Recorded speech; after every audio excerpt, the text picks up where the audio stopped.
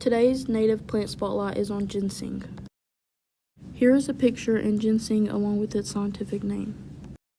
Did you know that ginseng has been used for thousands of years for traditional medicine purposes? They have helped with cancer, heart disease, and high blood pressure.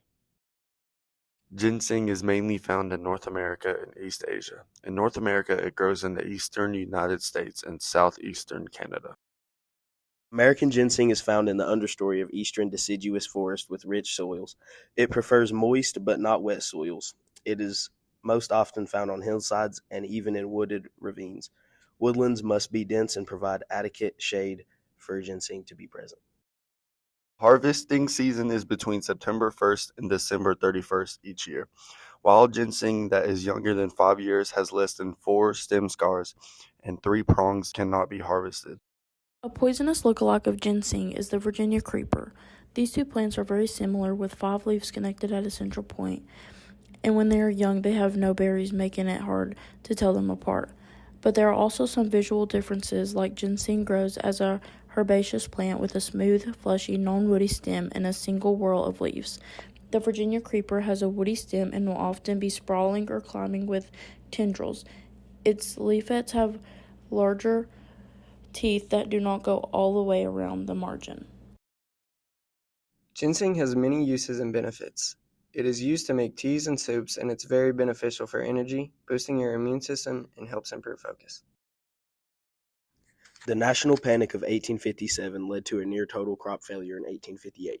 Locals were desperate for income, and the high demand for ginseng root triggered a period of ginseng fever in 1859.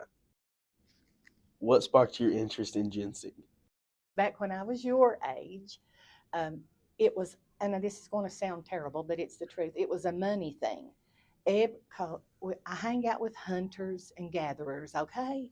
And people that are in the woods that have camo on and doing all the things that you do in the woods, they know where ginseng is, right? Yes. So this is the group of people that I know, okay?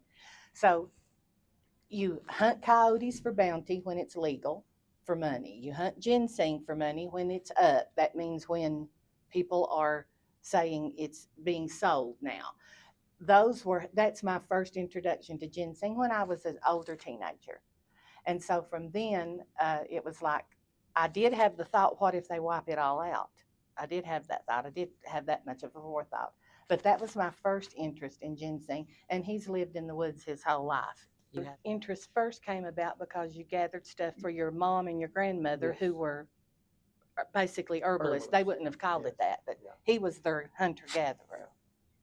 Go get me some yellow oak bark, or go get me some of this, or go get me some of that, well, okay. And my grandmother, she knew where everything was in the woods. She'd tell me, go down here, blah, blah, blah, that's where it's at, go down, you do this and that, and you bring it to me. So, yes. How has ginseng played a role in your life and the lives of your family? Well, when we were young and you were broke as convicts, just broke as you could be, ginseng was excellent money. You didn't deal in drugs and hide from the popo. You run to the woods to get what you needed. And so that's what we did. So it was really important to us, like I mentioned before, bounties on coyotes. Rabbit fur was a thing when we were young that you could sell. I know that sounds ridiculous, but it was a real thing. And we had a little farm way out in Duncan Gap down a dirt road that you would probably die if you had to drive down it. Family interest was basically that, but I was always interested when the older people, of course I'm the older people now, would sit around and say, this is for rheumatism, this is for that, this will help with that, this baby has the colic, let's do this. Mm-hmm. So I was collecting that kind of information, and Joe was the geographical GPS for all things woods. Mm-hmm. When and where do you harvest ginseng? I do know it's seasonal. Our season in Virginia, it's different in different states. I don't know if you're aware, is from like September to December. And if you get on federal land, then don't call me because I don't have enough bond money to get you out. So be real careful whose land you're trouncing on when you're trying to harvest, even if it's time to harvest it. It's a slow growing plant. People think that it just springs up every spring. It takes 5 years for ginseng to be yummy enough and fat enough and nice enough, lovely roots to really harvest. And if you go farther north, you go where it's colder, Connecticut and those kind of places, they'll put a 10-year limit on you, which means your plant better meet certain requirements before you take it and show it to the ranger, or we're going to have to raise bond money for you to get your honey and out. Well, that's a good question. Ginseng basically needs to be in wooded areas, and the when, I didn't realize this until I did a little bit of research recently, but the when, if you're growing it, you've got to wait 5 to 10 years after planting it before you can actually harvest it. But the people who were foraging for it out in the forest would try to find the plants, and then they would just watch them, trying not to let anybody else know where they were until they were old enough, and then they would get them. Who has influenced your knowledge most about ginseng, and where did their knowledge come from? Handed down from, from their grandparents and their parents. That's how they got their knowledge. Joe's granny was a half Cherokee Yes. lady herself. Mm-hmm. So that's where their knowledge came from. Okay. Growing up, my dad knew about it. Can I use someone's name? Hobart Salyers, one of the men that lived in our community, did a lot with ginseng and sold it. But the most interesting I used to be a tour guide at an Appalachian museum run by Berea College. And we actually had a sample of ginseng. And so one of the spiels I was supposed to give in the tour of the museum is about how the Native Americans used ginseng.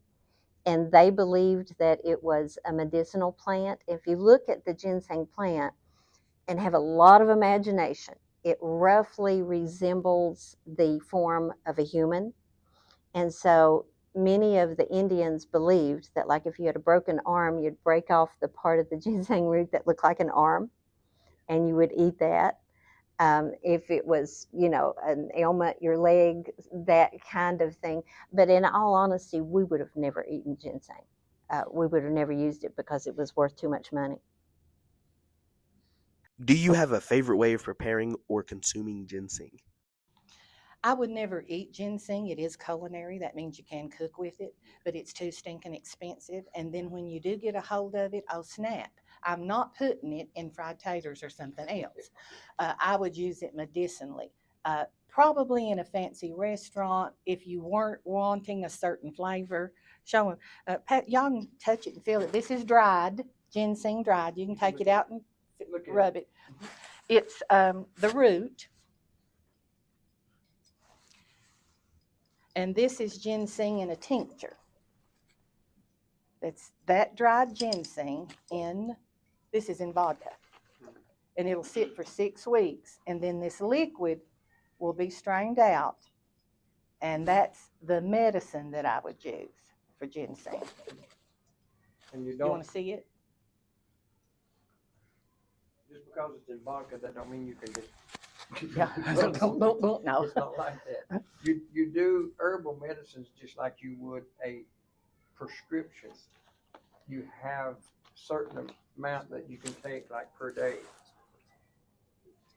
Like in the ginseng tincture, you would use a medicine dropper like this, and you would figure out, okay, how many drops? Just set it down, baby. How many drops do I need? I mean, you don't gulp it. You wouldn't want to do that. You take it like you would have.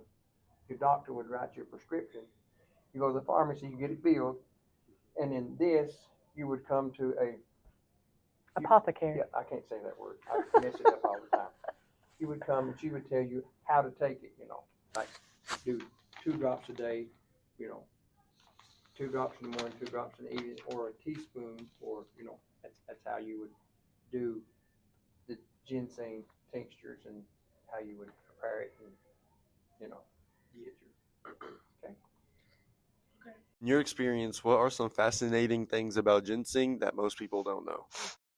Well, one of the things growing up, and this always puzzled me, is, of course, we knew how valuable it was. And to be honest with you, my dad never even pointed out the plants to us. I mean, it was a thing. If you knew where it was, you didn't tell anybody. But actually, looking at some of it online in the past week or so, I've seen it. I think I might know where there is some kind of thing, but just didn't know then. But the most fascinating thing, I think, is even from a little child, we knew most of it went to China because that's where most of the money came from to buy ginseng. So there were herbalists in this area. Have you all talked about there is, I think, still in operation between here and Norton? Did you all talk about that? There's a place where you can go and sell your herbs. And so people in the area would take them to him, and then he would ship them wherever they needed to go. Grow your own if you know how to, so that it will continue to live. I really would like for people to know that. You'd have to pet it a little bit, but a lot of flowers people pet, the garden club. They can pet a geranium, we can pet, ginseng to make it live. When you sell ginseng, how much would it go for? Okay, my good friend Lucas, he owns Delights by the Pound. He and Jen, I've known him my whole life, grew up with him. It's a little, they call it general store. It ain't no general store. It's an herb shop with all the stuff that we are talking about. And they have a few teacups and they sell ice cream. It's the greatest place on earth. It's in Pound. Okay. He's my herbal buddy. We text all the time. Have you seen this website? Do you know this? Do you know that? And Lucas sells his hard-earned, hunted for himself, green, which you guys would call it fresh ginseng, means it hasn't been dried. That right there was dry as a bone, right? Okay. And that wasn't fresh, which means that was harvested in Wisconsin on some Wisconsin farm. They figured out how to make it grow. It's not out of the woods. It's not over on High Knob somewhere at the holler. That is not that. So his hard-earned, good, the real ginseng, he sells for $40 an ounce, and that's cheap. It can go green or fresh ginseng, whichever one you want to call it, can sell up to $250 when they call for it. That means your market's open. If you want to do it, there's the time to do it. When it's dried, it can even sell for more because why? All the water is evaporated out of it. Because I wanted American ginseng. There are different kinds. There's different kinds with different potencies and different values that they use. It was about $40, and it contained, I think, 3 ounces. Hello, my name is David Goodman, and I wanted to take this opportunity to thank Union High School for allowing us to conduct this project. I wanted to thank the community members that came out to be interviewed. I want to thank my students, Malachi Kennedy, Jacoby Carr, Jackson Smith, and Skylar Christian, who put this project together. And I also wanted to highlight the Virginia Humanities and thank them specifically because they're the ones that provided the grant funding that made this entire project possible.